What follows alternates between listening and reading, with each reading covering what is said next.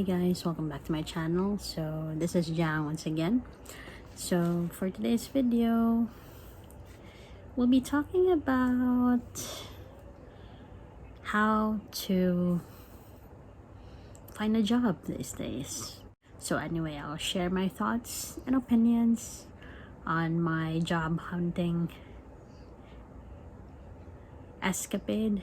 So if you like this video, please don't forget to hit the thumbs up sign, the notification bell, so that you will be notified every time I will have a new video. And please don't forget to subscribe. Anyway, since the pandemic, it actually changed the way how people would actually search for jobs and how interviews are done, how the process of getting hired, basically. So the pandemic totally changed it, and then hybrid work comes in. People preferred to work from home just to protect themselves from the virus. So during the pandemic, I actually stayed at home. Then midway, I came back to work. So I was not working at home. I was actually working on site or in the office, and it was really different. How do you find a job these days? Usually you would actually go to sites like Job Street, My Nemo, Job Yoda, and all these sites that would actually post the companies who will be hiring, the certain positions or certain posts that they're looking for. So I usually apply through these platforms and just submit my resume. I wait for them to call me, and usually the interviews are done over the phone, or it can actually be done through Skype, Teams, or whatever medium that is actually online. Based on my observation, at first it was really challenging, especially if the internet connection is not that stable.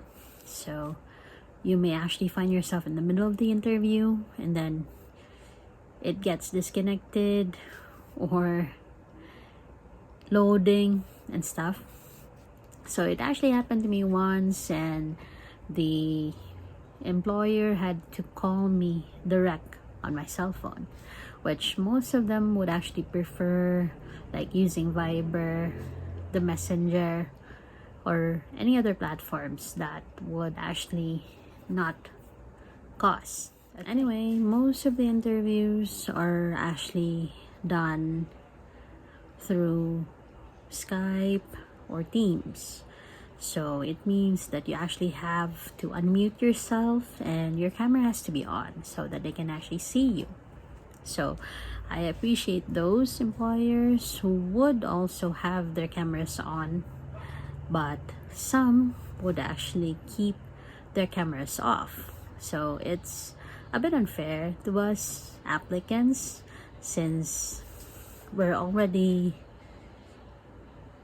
at that point where we are still nervous and we're doing the interview online. So it's very different from doing it in person, though you can still actually see each other, but it's done online, so it's still virtual compared to the actual thing. What I notice, if you actually apply online, some companies would not call you for a long period of time, days, weeks, even months, and sometimes you actually forget what company is that or when you actually did a submission, because it actually took too long for them to call you. Once they call you, they set up an interview and do all sorts of stuff like examinations or any other tests that's needed. I appreciate those companies who would actually give feedback or send you an email to inform you if they consider you or not. But there are a lot of companies who would just leave you hanging by the moment. So that feeling is, it's like waiting in vain. So it's okay if you're actually sending a lot of applications and applying to a lot of companies, but of course somewhere between those interviews where you actually felt good and you knew that you were able to give the right answers or the right opinions, you had this feeling that you actually nailed it, but then they actually did not have the audacity to tell you that they wanted someone else. So just a quick advice to those companies that we're applying.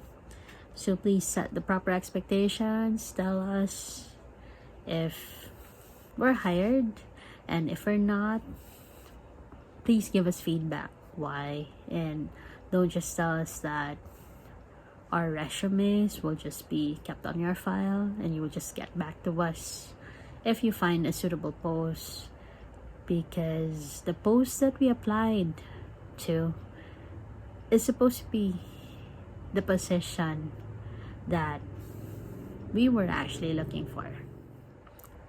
Just an observation though, since I already have experience, I can't like do entry-level jobs.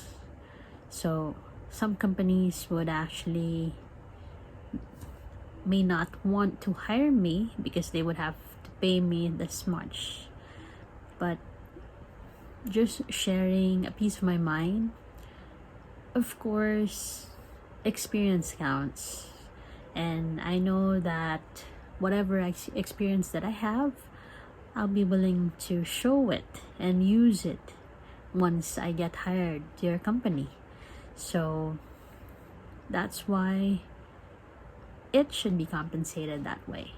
So not all companies have the same line of thought.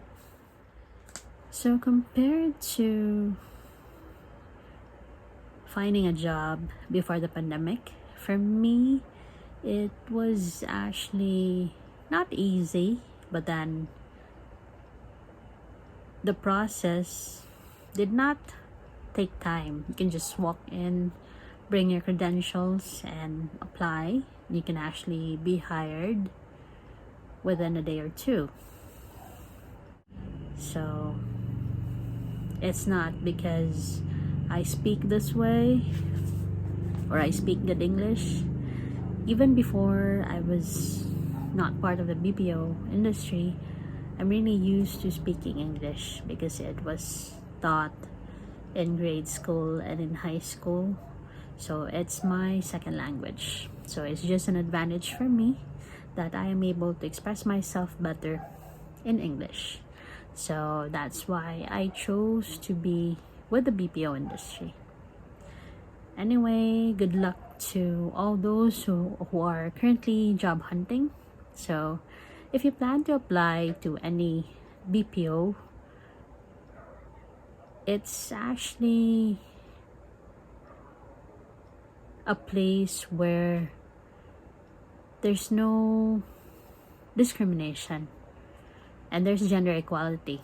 So, and there's no age limit, as long as you will be able to speak English and learn the things in training and apply them once you're there in production. So anyone is welcome to join the BPO. Anyway, so good luck to all of you job hunters. So thank you for watching, and I hope you've actually learned something from this video. So till my next vlog, bye.